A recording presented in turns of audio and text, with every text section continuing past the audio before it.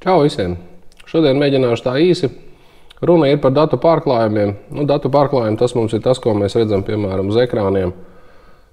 Šeit ir dzinējs, laiks, dziļums, temperatūra, ātrums attiecībā pret zemi un tādas lietas. Parādīšu vienu interesantu lietu, tikko saskāros.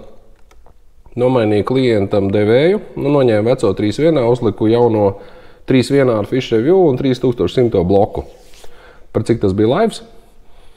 Un, kamēr tu ņēmāmies, es visu piestartēju, viss tā kā strādā, viss labi, un pamanīju, ka nerāda dziļumu. Man šobrīd nerāda dziļumu, tāpēc, ka es esmu uz sauszemes, bet, principā bija tā, ka nerādīja, arī uz ūdens. Klients attiecīgi saka, kas tā pa lieta, kāpēc tā ir. Es te parakājos, bišķiņu atradu, kur tā lieta ir. Es ātri parādīšu, kas ir jāspaida tā, lai dabūtu visus datus, kur var ielīst nedaudz dziļāk un paskatīties, kādi devēji mums tiek lietoti. Tā, sāksim ar to, ka pievienosim varbūt jaunus logus, jo vecie man jau tur pilni ar tiem. Pilni ar dažādiem datiem. Ieliksim kaut kā šitā, piemēram. Tā, uzspiedīsim, mums vajadzētu tā kā samainīt šitā. Ok, mēs saglabājam. Tā, un tagad mums ir, piemēram, 3 logi un gribās redzēt tur, visādas lietas. Sāksim ar to, nospiežam izslēgšanas pogu īsi. Šeit mums ir datu pārklājums ieslēgt, izslēgt, un šeit var ar datu pārklājumu darīt visu, ko vajag darīt. Piemēram, pievienot. Sāksim ar to, ka pievienosim apmēram tās lietas, ko es pievienoju. Piemēram, GPS-am mēs izvēlamies speed over gruntu, tas ir ātrums attiecībā pret zemi. Tā, ejam tālāk, mums ir sonārs. Sonāram nospiežam, piemēram, dziļumu. Un šeit sākās tas interesantākais. Ja ir vairāki devēji laivā, tad noteikti uz galvenā ekrāna vajag izvēlēties pareizo devēju. Nospiežam, šeit ir vienkārši zils aplīts ar 3 stūrīti. Nospiežam, un te mums atvērās. Mēs varam konfigurēt.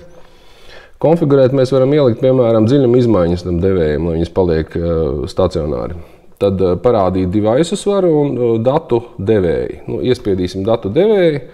Un tagad te var redzēt tie visi datu devēji, kas man ir pieslēgti. Tas ir Active Targets, vecais sonāra devējs 3.1. Jaunajam Pro ir pieslēgts jaunais 3.1 devējs. Un tad vienkārši šeit mēs izvēlamies, kādu mums devēju vajag par galveno un ko mēs visu laiku gribam redzēt. Visvairāk lietojam, kas mums ir pieslēgts galvenajam ekrānam. Man ir, piemēram, pieslēgts jaunais 3.1 uz HDS Pro. Ok, iespiežam viņu vienkārši. Tā kā, nevajag baidīties ielīst dziļāk tajās lietās, ko mēs te spaidam, un atrast, piemēram, ko mēs gribam redzēt. Kaut kā tā. Es vēl lieku, protams, arī daudz citādākas lietas virsū. Tas ir datu selection. Tā, šeit mēs aizējam, piemēram, laiku uzliekam. Tā, mēs liekam vienkārši time. Tā, ko mēs vēl paņemam? Paņemam, piemēram, citi. Tas ir interesants moments. Zem citiem mums slēpjās tāda lieta kā pienākošais spriegums. Iespiežam arī šito. Tā, no pilota mums neko nevajag. Es vēl lieku, protams, dzinēja datus dažādus. Te var izvēlēties motorstundas, degvielas patēriņu pēc GPS. Tā, apgriezienus temperatūras, trims temperatūra es lieku īpaši ziemā, lai redzētu, kad motoram cik ir temperatūra, lai neiedot vienkārši pilnā ručkā, tā ka ir motors galīgi augsts. Trimma augstumu var redzēt arī, tā kā var iztikt pilnīgi mierīgi pat bez pulksteņiem. Salikt visu var uz ekrāna. Tā, mēs tagad esam visu tā kā salikuši. Atradām arī to vietu, kur mēs varam tur izvēlēties tos devējus dažādus. Tagad ejam laukā. Un, piemēram, saglabājam.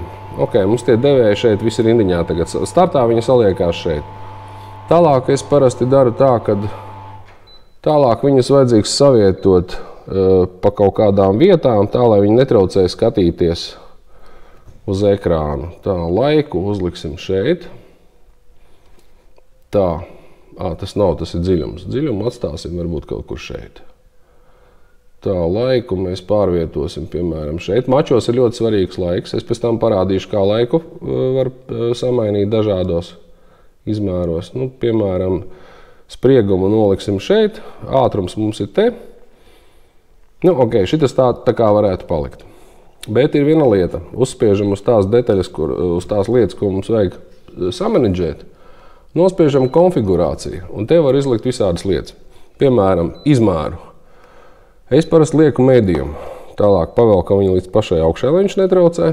Nu, tur ir vēl un vēl lielāks. Nu, tas ir mačos, piemēram, ja galīgi gribās sekundes zināt, tad var uzlikt. Nu, es lieku tur, piemēram, medium, nu, pilnīgi normāls izmērs. Ok, aizējām atpakaļ. Tālāk mums ir interesanta lieta, ka mēs varam apgriezt. Apgriezt krāsu vienkārši. Un tagad, piemēram, ir melns fons downscanam, un cipari arī ir tādi ar melnu kantīti, ar baltu kantīti, bet viņi ir melni lieli. Viņi nav tā labi neizceļās uz fona. Mēs paņemam, nospiežam invert tekstu, un viņi paliek balti.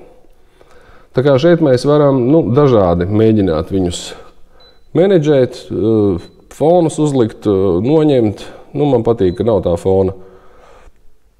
Tālāk vēl tur var digitālo uzlikt. Man patīk labāk tāds cipariņi, labāk saprotams. Tas gaumas lieta, kā kurš grib tā arī dara.